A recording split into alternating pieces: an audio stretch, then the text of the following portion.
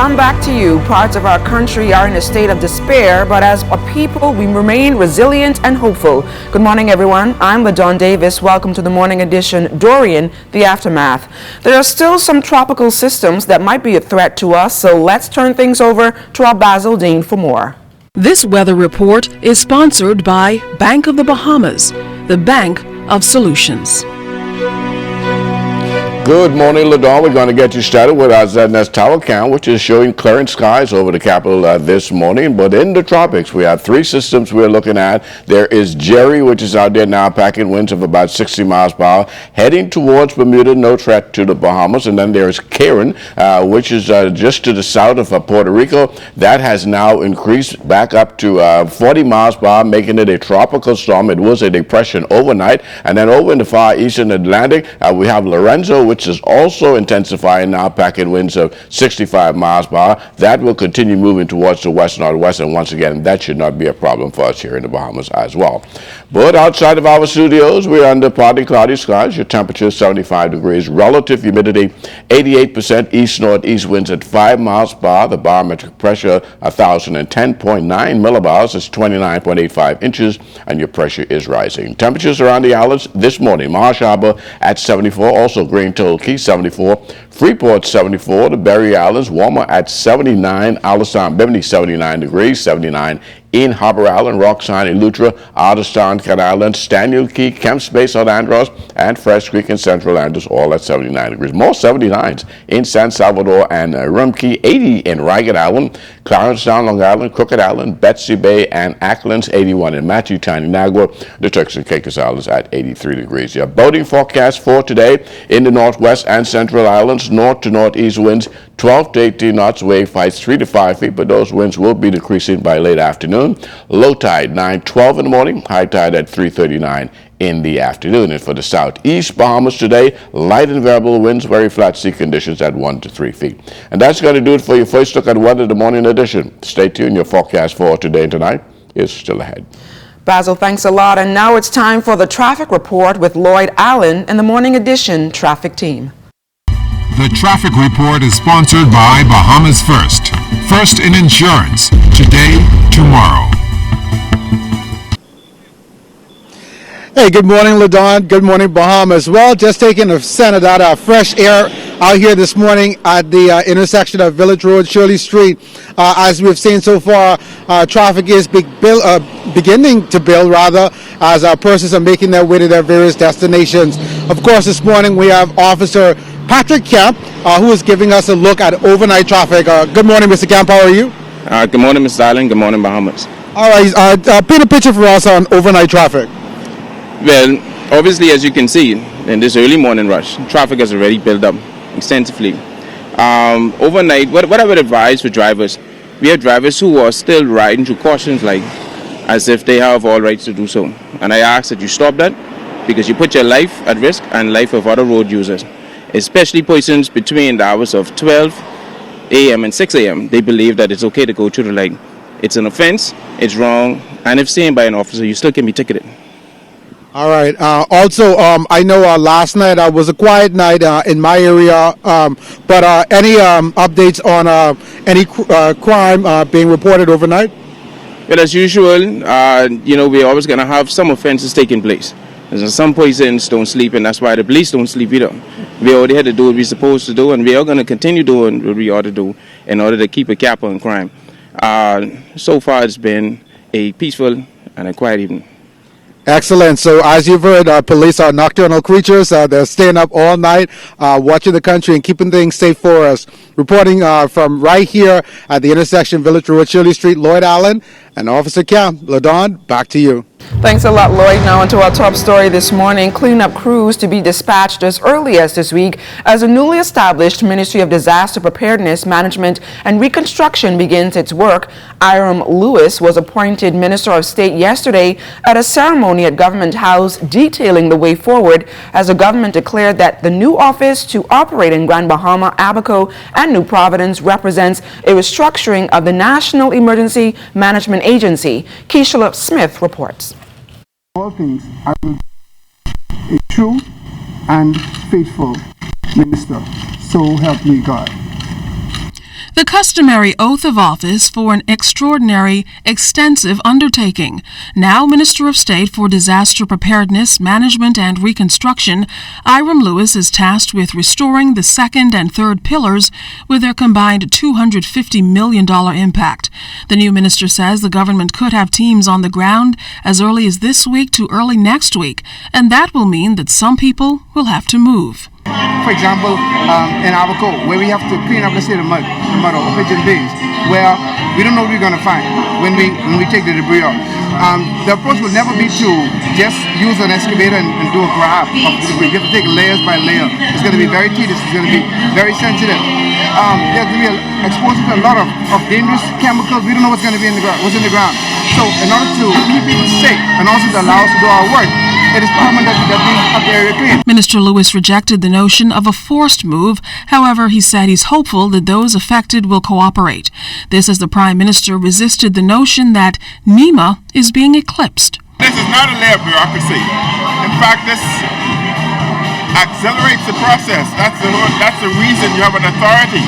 The authority is so that professional individuals who would know how to manage and make decisions, and the best decisions that are applicable for what's happening today, they would be able to on track and make those decisions very quickly, as opposed to the government bureaucracy and red tape. But in the immediate term, Mr. Lewis says cleanup contracts are being prepared. We have contract being prepared right now for teams to move in. On the ground, they have done all of their recon work. So again, like I said earlier, we know the approach that we're going to take. So we have companies already on the radar. We have contract being prepared. Equipment, manpower has already been mobilized. Absolutely. First and foremost. So yes, we are, as we speak, in the process of moving teams into Abaco to ensure, and let me be clear, we're going to use all of the Bahamian companies. We're going to do an inventory of all the machinery that we have in the Bahamas, owned by Bahamians, and use those first. And of course, if the work will become excessive and we need to bring in other help, but we're looking at Bahamian focus first. The Haitian migrant issue also remains at the forefront. Prime Minister Minnis says the cabinet has the delicate issue on the top of its agenda this week.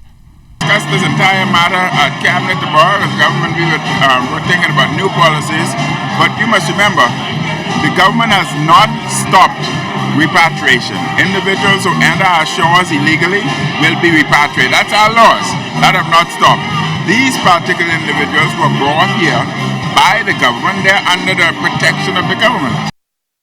That was Akishla Adderley reporting. Overcrowding could become a big concern in public schools as the Ministry of Education seeks to accommodate displaced students impacted by the recent hurricane. Education Director Marcellus Taylor says the Ministry of Education will be utilizing available spaces at all government schools across the capital to ensure that these students and teachers are placed in the classrooms.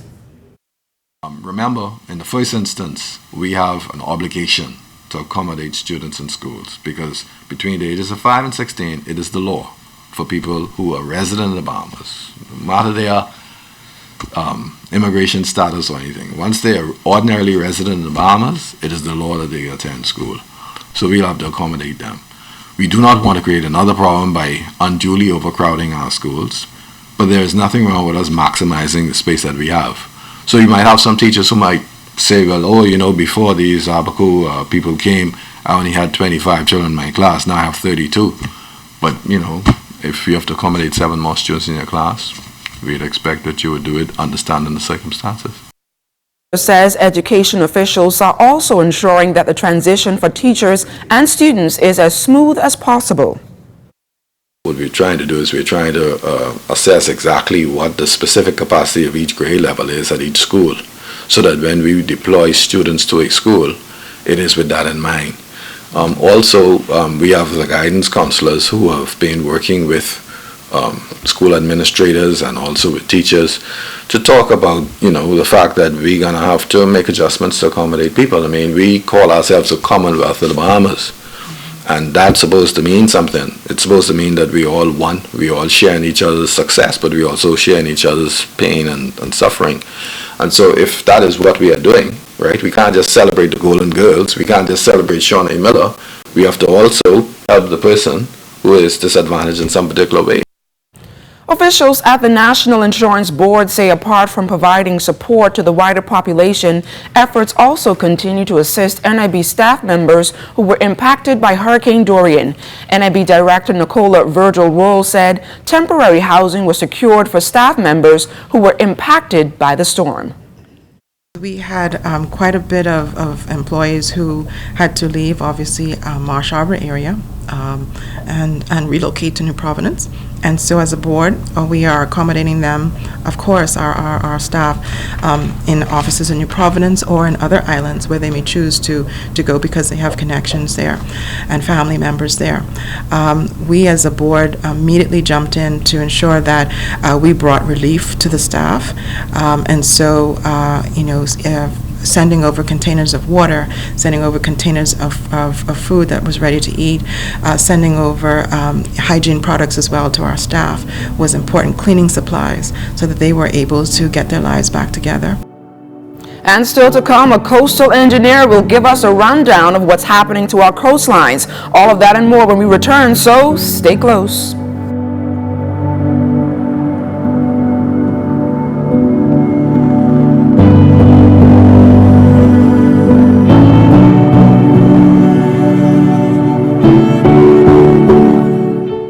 Look, it's simple.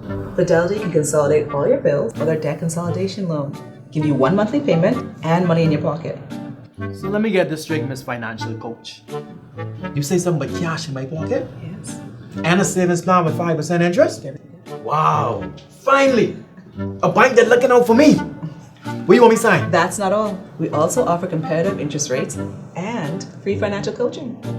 Miss Fidelity, you ain't hear me. Where do I sign? When a hurricane strikes, there are many critical needs to survival. Water is one of them.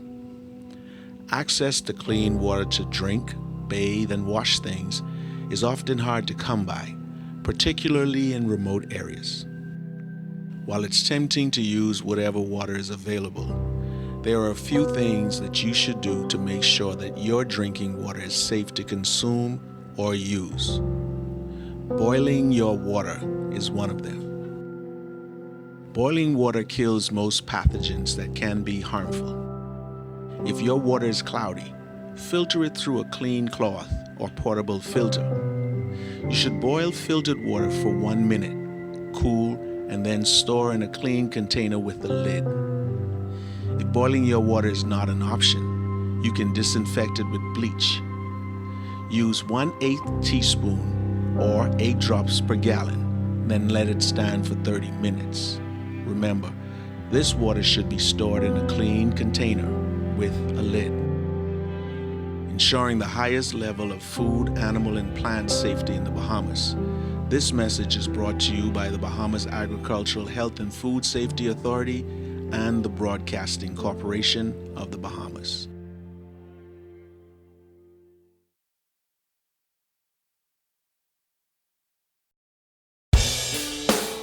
Now you can watch the ZNS network of channels absolutely free. That's right, ZNS is now broadcasting 3 separate channels free to air on Channel 13. One channel has the regular ZNS TV HD programming.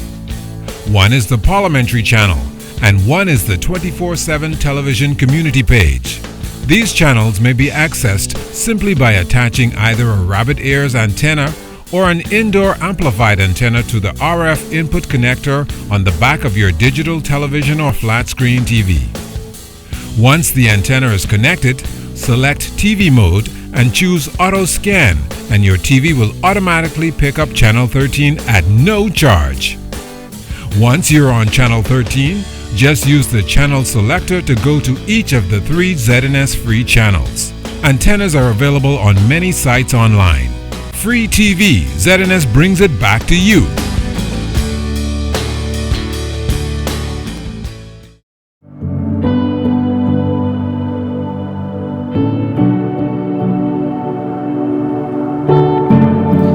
Climate Climate change is becoming a more pressing global issue as time progresses, and discussions have been ongoing at the United Nations Climate Change Global Summit this week in New York. Global warming has a number of consequences, including increased severe weather. The country is recovering from the catastrophic Hurricane Dorian that broke records both internationally and locally. With its strength and the widespread devastation it caused, Deputy Director at the Bahamas Department of Meteorology, Basil Dean, spoke to us about his research on climate change here in the Bahamas and the rising heat index.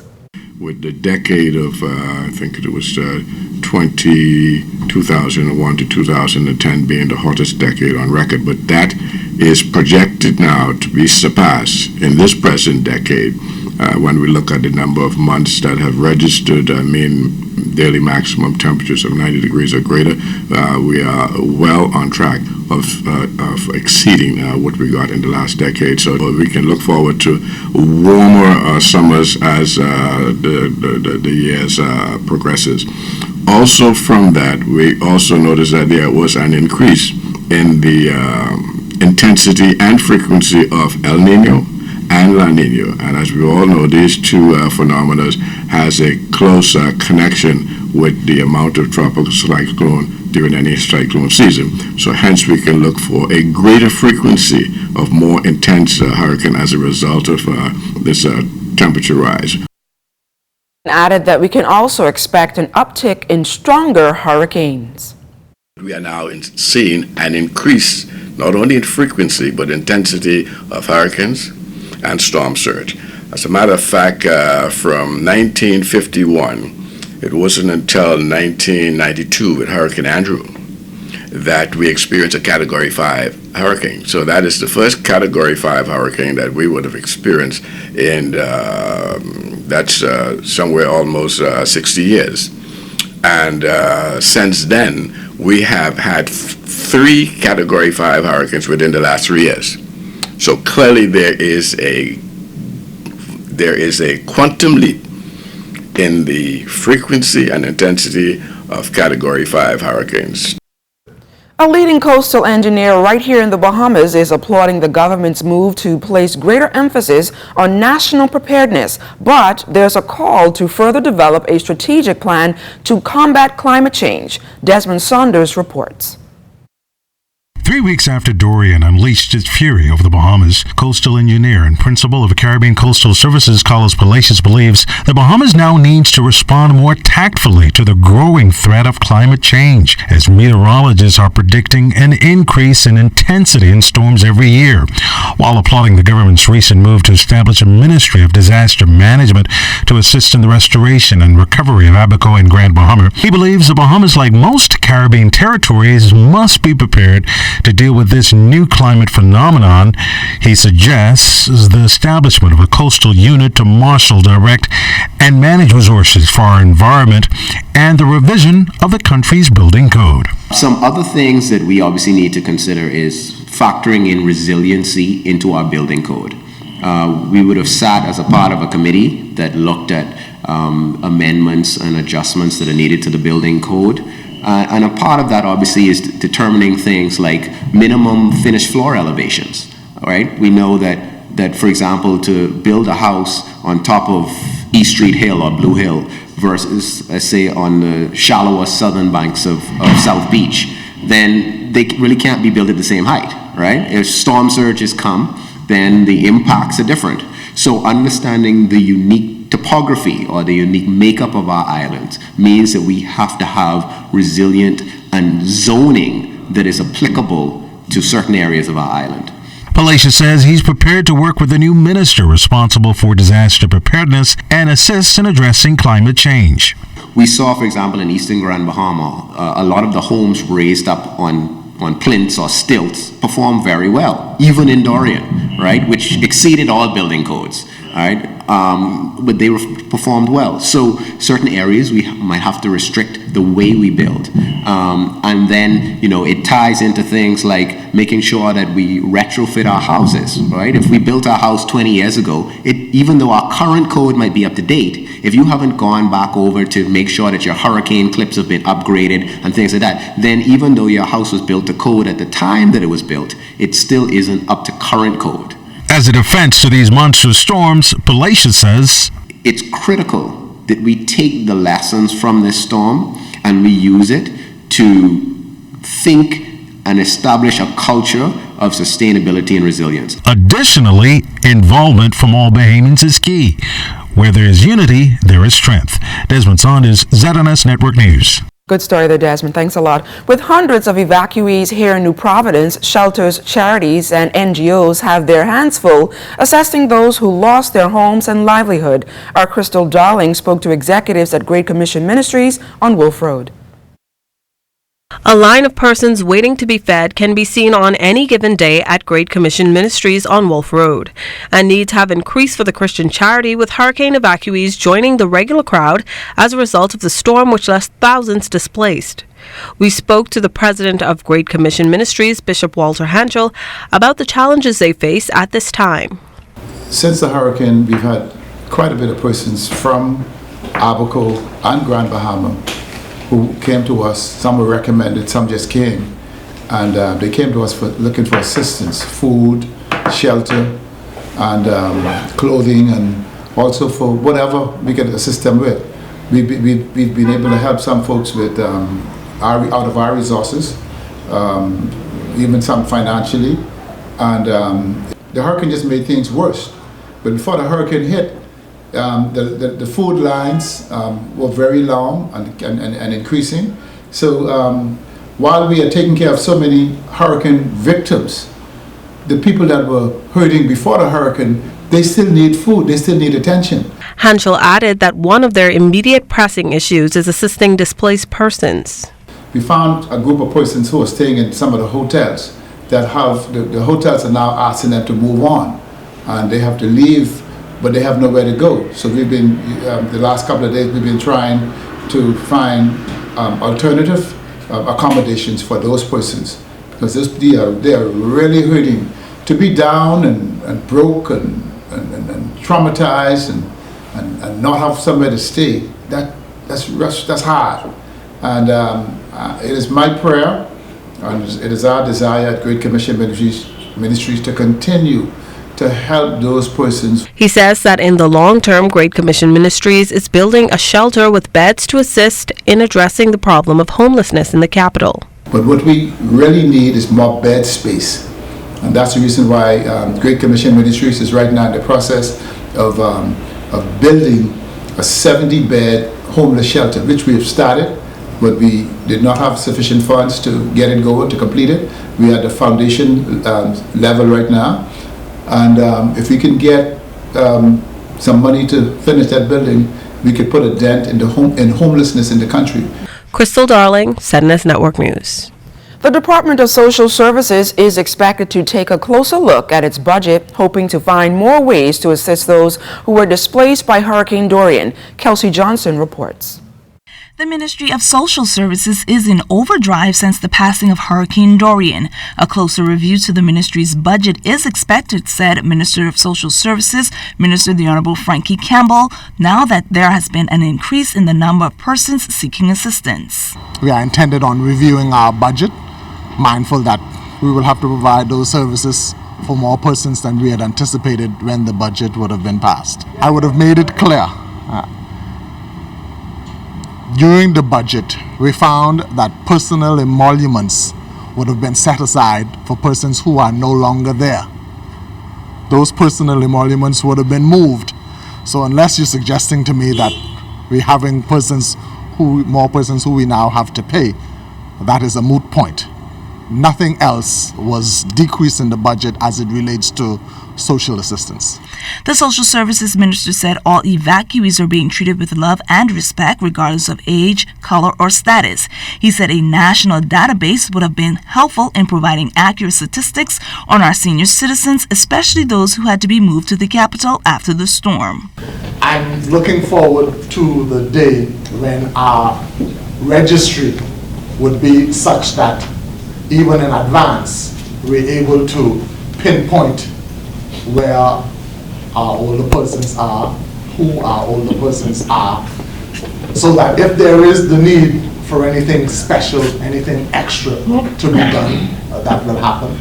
I'm satisfied that our various associations are doing that in their small regard, in their smaller circles. But I trust that the day will come when nationally we will have the kind of database where at the click of a finger we can say we have 5 persons in this area, in this age bracket, one of whom is indigent, another one who lives by his or herself, that kind of thing. Minister Campbell referred to his ministry as the humanitarian arm of the government, providing the basic needs for all Bahamians, especially those who were misplaced. He said his ministry is working extremely hard to facilitate all requests put forth in the aftermath of the storm. Kelsey Johnson, ZNS Network News. With over a dozen shelters operational here in New Providence, providing a safe place for hundreds of evacuees from Abaco and Grand Bahama, one shelter is setting itself apart as it has worked around the clock in building relationships. Now, according to Center co-manager Jenna Christie, the goal has been to create a homely environment for the victims as they seek to rebuild their lives. Christie says teamwork has helped to keep the shelter running. This being a record-breaking storm, we're trying to navigate. However, the EOC, the Emergency Operations Command Center, basically has been very helpful with alleviating some of those burdens, especially when it comes to the supplies and the medical attention that a lot of the persons here in the shelter have been needing. They've been assisting and very responsive with that. Calvary Bible Church Henry Shorame says the assistance being offered at various shelters and NGOs is an important act of kindness that proves God's love remains even after a storm. A mother at the shelter says the assistance has kept her family together.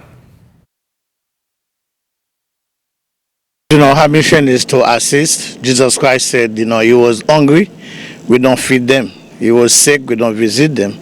And we was, naked, we don't clothe them. But you see, whenever you do that for one of his children who believe on him. The people here, they did a good job with us. They make sure our children, we don't even see our children, they play with our children, they take care of, and we have a worship together, we pray together. Before we sleep, everybody gotta get prayed together. Let's take a break here, and when we come back, it's off to Grand Bahama we go, so stay close.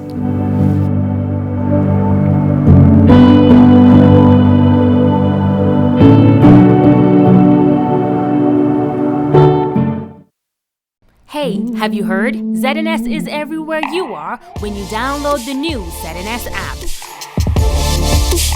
Whether you're on the move or just kicking back. Miss something on the news? It's there.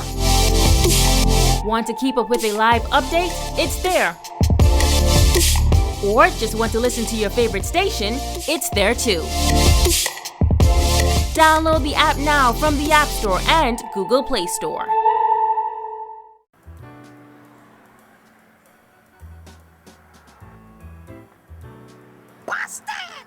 Don't you know you're putting your children's lives at risk? Man, Charlie, what you mean? I mean, there's a right and wrong way for children to travel in cars, and this is wrong. A child weighing less than 20 pounds shall sit in an infant seat fitted in the back seat. A child weighing between 20 and 40 pounds shall sit in a convertible seat fitted to the back seat. A child over 40 pounds or up to 4 feet 9 inches should sit in a booster seat fitted in the back seat. And obviously, everyone else should be wearing a seatbelt.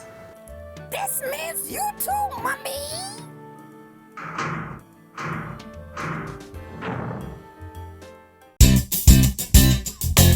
Explore the world of agriculture with us. Join me, your host, Carla Palmer, for continued adventures in agriculture and the marine environment as we head into Season 2 of the program, Agriculture Now. That's Agriculture Now, moving to a new date and time, Wednesdays at 8 p.m. and Saturdays at 9 a.m., right here on the ZNS Television Network.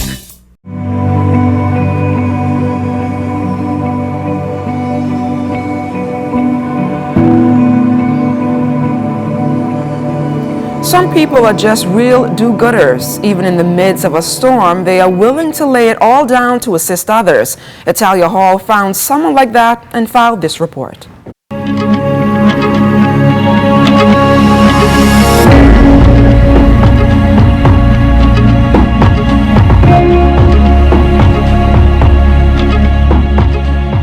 Marcia Stubbs has been living in the Grassmere community since 1995. Her home is located on a hill, and during Hurricane Dorian, a neighbor tried to convince Marcia Stubbs and her husband to leave their home because of fear of flooding. She says she struggled with the idea of relocating because she has a challenge with her legs. But when I thought about it, I was like, I can't climb up in no bus to go in water. More flooding now. I know they told me if I needed special needs to go to Christ the King, which was also flooded at that time. Stubbs says she made the decision to stay at home and she's happy that she did. She says in the middle of the storm, residents came to her home for shelter, including persons who were seeking shelter at the Morrismore Primary School. So I just tell them, I say, go in the room, some towels in the room, get the towels, get the sheets, get the tablecloths. I say, put them down. By the time we were finished, we had the blind. We had 4 blind people in here. We had a man that was 90-something years old, a one-legged person, a baby that was 5 days old, some persons who were using insulin and whatever else, because we had 4 nurses accompanying persons here. And when the police and my neighbor did the count, they were coming out of the room and there's like 86, 87. I say 86, 87, what? They shh. And then they went through and then the police came back and they say 128 and you and your husband make 130. So there were 130 persons in my 2-bedroom house. This family, David Mullings and Rolika Andrews, were forced to seek shelter at the Stubbs home with their 5-day-old baby. And thank God people opened the door for us, for coming to their house, and they don't even know us. And they opened their home to us, and I appreciate that. And it was just a serious experience that something I've never experienced before. Melinda Rollins and her family of 6 left their home in the Heritage subdivision and checked into the hurricane shelter at the Morrismore Primary School. She says they had to run to higher ground when floodwaters began rushing in, and a police officer guided her and several others to Stubbs' home. You know, I get emotional. I'm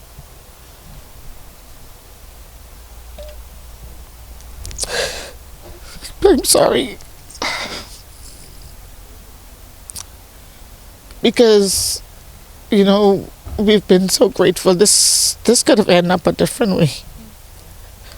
And you just have to give God thanks for it. And this in itself, it opened my eyes to know that, because at that time, we were helpless. There was absolutely nothing we could have done. And as for Marcia Stubbs, a well-known customs officer, she says she's just thankful that she was able to save lives. You know, everything that God does, He does it for the future. My house was supposed to be on par with the houses there. If I was on par with the houses there, I would have been flooded as well. And so I am forever grateful that the architect or the construction person made a mistake in putting this the way that he put it. We're still in recovery mode after Dorian. Our Lloyd Allen is standing by with Scott Arana, Will Timlinson, and Stephen Cartwright from Idea Relief. Lloyd? Well, LaDon, it's about 3 weeks since the passing of Dorian, and one of those areas most hard hit has been the Abaco Keys. I have 2 persons with me this morning who's been providing assistance to the outer Keys in the Abacos. Good morning, gents. Give me your names and the name of your organization. My name is Will Tomlinson and Scott Arana from Idea Relief. All right. So obviously you've been on the ground since the passing of Dorian, assisting residents there with a lot of efforts and relief aid. How's that been coming along? I understand you just came from the islands yesterday. Where did you go and how are conditions there? Yesterday I was in Man of War, Guana Key. I went to Hopetown and Elbow Key and also dealt with some people from Lubbers. We were delivering yesterday. There was some aid, fuel. We were dealing with people and just making sure that we get their next needs. So everything is going well. Hopes are very high. Everyone's very strong together, building, and we're looking at getting building supplies now and moving on from there.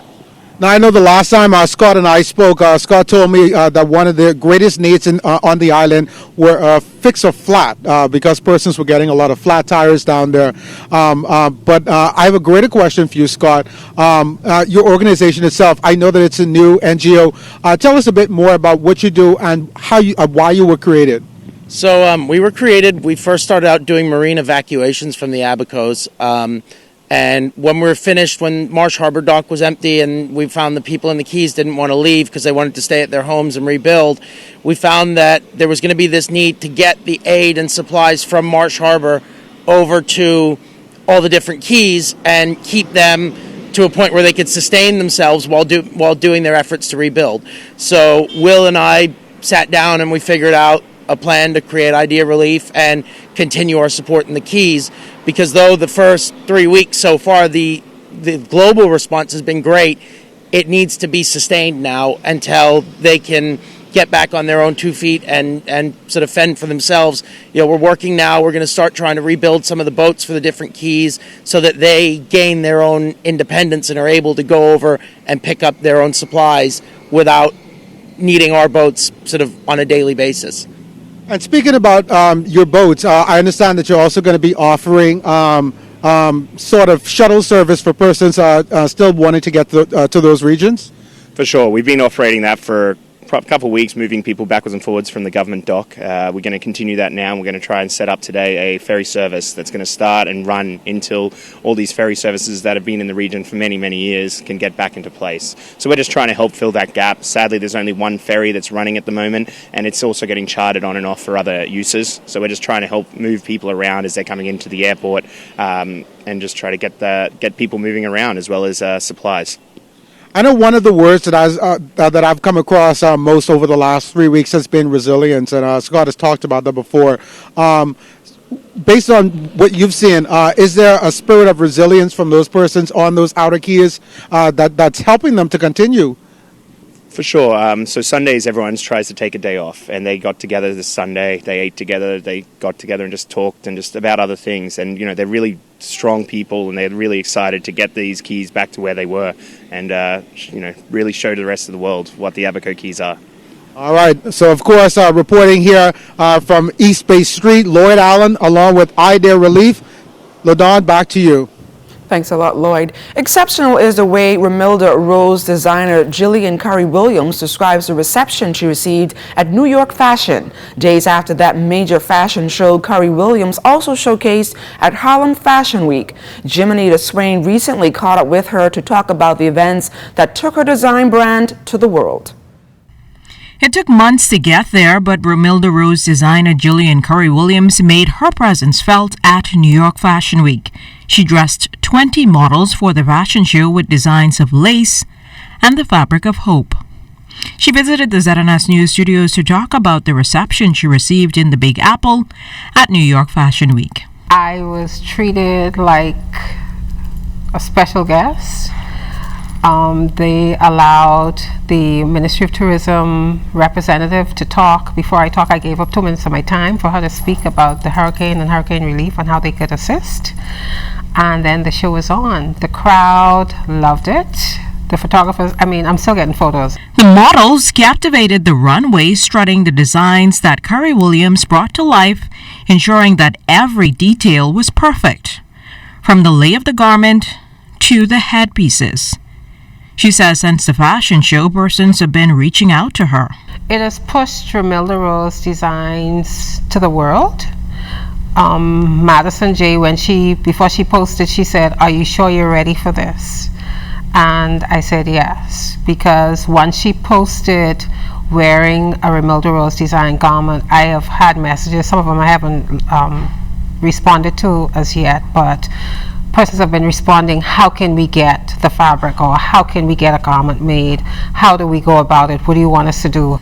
Curry Williams also showcased her designs at Harlem Fashion Week about a week after the showing at New York Fashion Week. Being able to show her designs in New York was a dream come true. My thing is just not to give up. You have to be persistent. I have been sewing for some 30 plus years. I always had a vision, and I had it written because the Bible tells us to write the vision and make it plain. And my vision was written that I wanted to go to New York Fashion Week. That was always my dream. And so we have to stay true to our vision. Don't sway, no matter how it may look. Yeah, there were weeks that I didn't have work to do, but it never swayed me from what I wanted to do. As for what's next, Curry Williams says she now turns her attention to preparing for her fashion show that honors cancer survivors and those still battling cancer. That's set for November 10th at the Atlantis Resort. Jimenita Swain, ZNS Network News.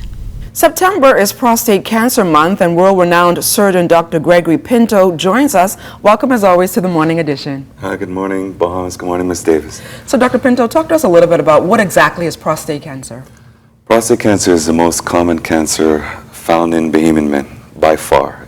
We have all the risk factors. We're primarily of African ancestry, and that's really the number one risk factor for developing prostate cancer. So, worldwide, 1 in 6, 1 in 7 men are going to develop prostate cancer in their lifetime. Unfortunately, in this country, the numbers are probably 1 in 4, 1 in 5. So they found in the United Kingdom recently that men of African or Caribbean ancestry, 1 in 4 of them are going to develop prostate cancer in their lifetime. And not only that, the disease itself discriminates. So we always say diseases don't discriminate. Prostate cancer is the only one that really discriminates. So there's actually a different entity to the disease. It's a more aggressive form of prostate cancer that we'll find in men of African or Caribbean ancestry. So we need to be extremely diligent in picking up prostate cancer. The good news, the counter to that, is that it's one of the more easier cancers to treat and to cure. If we pick it up early, we can pick it up so early that we can even surveil you in many cases for 8, 10, 12 years until we need to cure you. Curing doesn't even necessarily need surgery. So there's so many treatment modalities available that can give you perfect curative rates. So the take-home message is, once you're at the age of 40, please just get at least a routine blood test. We want to get a PSA, prostate-specific antigen, so we can look from year to year, what is the trend in terms of your blood tests and your results. If we can pick it up early, we can give you an excellent cure rate. It's a little small bump on the road. You can go on with your life instead of dying needlessly. And over 200 Bahamian men are dying needlessly of prostate cancer every year. Hundreds more are being diagnosed with advanced prostate cancer, which have terrible health consequences, from paraplegia, from spinal compression, from spread of the cancer itself to kidney failure, or spread to all the bones. So we need to pick up prostate cancer, pick it up early, cure you, and you can go on and let you have a life where you're going to see your grandchildren graduate from college. You're going to see your great-grandchildren and have a fruitful life with your spouse or your wife. So what are some of the symptoms men should look out for? Unfortunately, there are very few to no symptoms when it's early disease. So if you're looking for symptoms, you're not usually going to see them. Symptoms that may include urinary frequency or urgency or dribbling or waking up several times in the night. Statistically, it's more likely it's related to BPH, which is benign, non-cancerous enlargement of the prostate. So that's why we need to be extremely diligent in surveilling you, because you're not going to have symptoms. When you do have symptoms, such as lower back pain, that's when it's too late. Or you're going to be having weight loss or shortness of breath. That's when the disease is already metastasized and spread beyond the confines of the prostate and you're not for cure. So symptomless disease, that's why we need to pick it up with surveillance. And what are some of the treatment options, and how many men in the Bahamas can you say have been diagnosed with prostate cancer this year, and I guess the first quarter of this year, last year and the first quarter of this year? We have to look at in terms of early numbers. At Princess Margaret Hospital, I'm a consultant there, we had diagnosed at least 5 a week. So the numbers are extraordinary. You can have radiation, you can have low-dose radioactive seeds, you can have something called HIFU, high-intensity focused ultrasound. We can do radical prostatectomy, removing the prostate either minimally invasively with a laparoscopic version or open procedure. So there are many treatment options that can give you an excellent cure. You can keep your erections intact if we pick it up early. You can have good urinary incontinence. So Bahamian men, they want to keep their erections, pick up prostate cancer early. That's a motivation in itself. And what are some of the activities plans for Prostate Cancer Awareness Month? I'm trying to speak in as many forms as possible. I think that knowledge is key in terms of trying to get men to come in. Even men have this machoism, this masculine thing that nothing can affect them. They live in ignorance, and a lot of it is fear as well. Even fear of getting a simple blood test. So we can give you some lignocaine, some numbing jelly. You're not even going to feel the prick to get your blood taken. So Bahamian men, even in terms of annual physicals, getting your blood pressure checked, making sure you're not a diabetic, making sure we can pick up cardiovascular disease and treat it successfully. Just get your annual physical. You'll go get your car tuned up twice a year, but you will go 15, 20 years before your wife finally drags you to get your physical. So please, every year get a physical. Dr. Pinto, thank you so much for joining us here on the morning edition. Appreciate it. Best of Thank you luck very on much. Prostate Cancer Awareness Month. Thank you. For sure, I do hope that you go again this year to get your prostate checked. What's coming up in sports? Yes, LaDawn, I did it last year and I'm going again this year. And so interesting, a lot of guys stop me on the road and they say, hey, you know what? After I saw you went and did that, I went and did mine. So the stigma is getting out of there. So hopefully more folks can go out this year and do it. Coming up in sports, private school softball play is underway. What's happening with the government schools? We'll find out coming up after this break.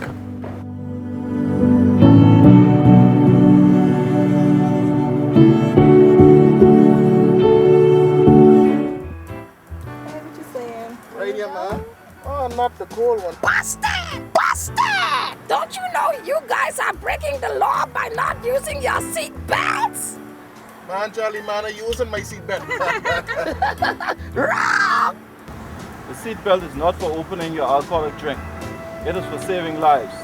And by the way, for those of you who continue to drink and drive, we're on the lookout for you too.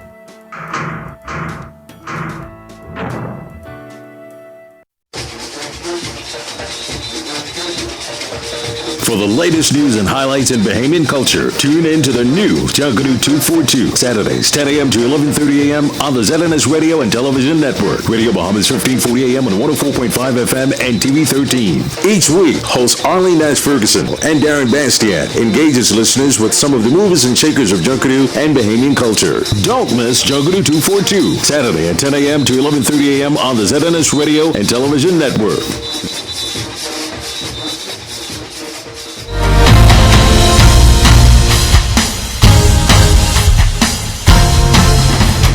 Good morning once again. Private school softball play rained out yesterday. Senior girls and junior boys, they hope to get in some action later on this afternoon. As for the government schools, they are scheduled to get underway with volleyball next month. That's a bit iffy as there are still some outstanding payments for the coaches and officials. Director of Education Marcellus Taylor tried to bring some light on this matter.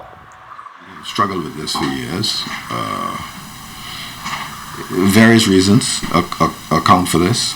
In some cases, the forms are submitted late, or in some cases, the forms are submitted and there are details that are not put in there. And in some cases, it's administrative error on our part. So we have resolved to try our best to clean it up and do as best as we can. We're thinking about maybe some other ways of dealing with this coaching, payment of coaches. We also think of some other ways of paying the officials who officiate games, because it's our intent to have good, healthy post-school activities, especially in athletics and so forth. This is something that, for a lot of students, this enlivens and kind of creates enjoyment and some other opportunity for them that otherwise they may not have. Sometimes these things happen, and so we're trying to look to see if we can find a cleaner, more effective system of compensation, and for that compensation to be rolled out as swiftly as possible. And with school sports getting off to a late start here in New Providence and on a stop in Abaco and Grand Bahama, many are wondering how this will affect the national sports calendar. We still have a cabinet paper that needs to go forward, and we are just praying and hoping that prior arrangement, prior agreements with regards to funding or outside help from different sources are available for the ministry to take advantage of, so that we can continue the national championships. And we think that will happen based on the resources that the country have. What we did not want to happen, Charles, is for school sports not to happen. We know what happens when that happens, children get idle, and that causes problems. And so we're happy that school sports has started, and we're praying that the national championship series, through funding, is able to continue. We would hate to disadvantage any child who's already been traumatized. We want them to feel comfortable, and we want normalcy back in our school system as best as possible, so that these children have a fighting chance for scholarships. Hurricane Dorian donations continue to pour in from the international community. Freedom Farm Baseball getting some assistance from those they have assisted for many years. Just the other day I got a call from American Heritage in Boca Raton, where we had some 20 plus guys went to school there over the years, which most of them today playing either college baseball or playing professional baseball, or had played professional baseball. And of course Mr. Stone and Coach Mazda have reached out and say, listen, we want to help, and they're doing the same thing. I send a list from NEMO of the items that they asking for, and they today, I understand, is also doing a drive to collect items for the kids down here. As a matter of fact, they want to come down here as soon as the items arrive. Volleyball, one of the first sporting events to get the ball bumping after the passage of Hurricane Dorian. Coach Jason Sanders feeling sports goes a long way in healing a nation. We needed to get the season started so the girls could begin to relax themselves and play volleyball. But for me, it's a process. The first game of the season is not the game you want to be at your peak. You want to build toward the championship. And as I said to the young ladies, that is what our intentions are. And not only on regular season, but most of these young ladies, they're going to be trying for our national teams. And so we want to have them peak right in time for national team trials with a view to them making our national team and hence representing our country well. And with this season underway, NPVA boss Peter Ferguson now trying to find new ways to get more fans into the Donald Davis Gym. What we did this year is we just created a new website, npva.website. So hopefully through the website and Facebook, social media, we can push to get more fan participation. I'm also associated with a few other sports groups, and they have lent their support in coming out and helping to push and promote the sport. So hopefully we see more fans. That's all my time for Sports Tuesday. Thanks for watching.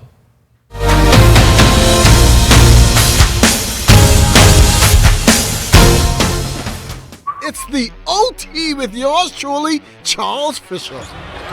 Buddy Hield and the Kings have their... Buddy Hield seemed to be having the best season of his career. He had 32 points the other night. It was a bit disappointing, Shawnee Miller not winning the IAAF World Female Athlete of the Year. The high school rankings will soon be out. Tabernacle, the defending champion, CC Sweeting, they are always there. Who will it be this year? Each Monday on 1540 AM and 104.5 FM, it's the OT with yours truly, Charles Fisher. Everybody, I on TV. Look, I on TV. Mom, guess what it is? That's me. Bartender, do you see me? I on television. I gotta tell my girlfriend I on television. Hello? Babe, turn your television to ZNS. Quick, I'm on television. I don't have a TV in here. We have Wi-Fi though. We have Wi-Fi.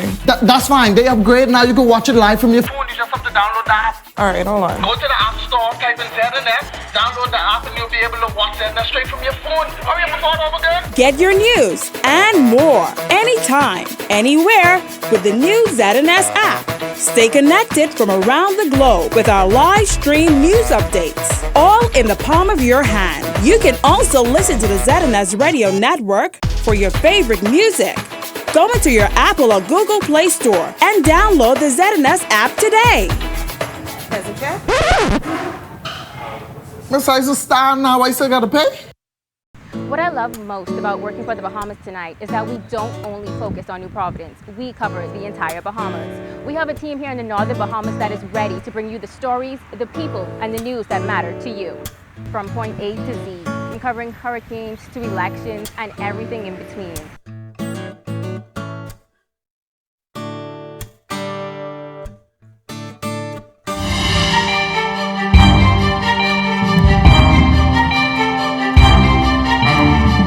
In our final look at weather, we have Tropical Storm Jerry out there in the Atlantic moving toward Bermuda, but it will have some effect on the Bahamas today, by the way. There's a trailing trough out of Jerry right across the southeast Bahamas.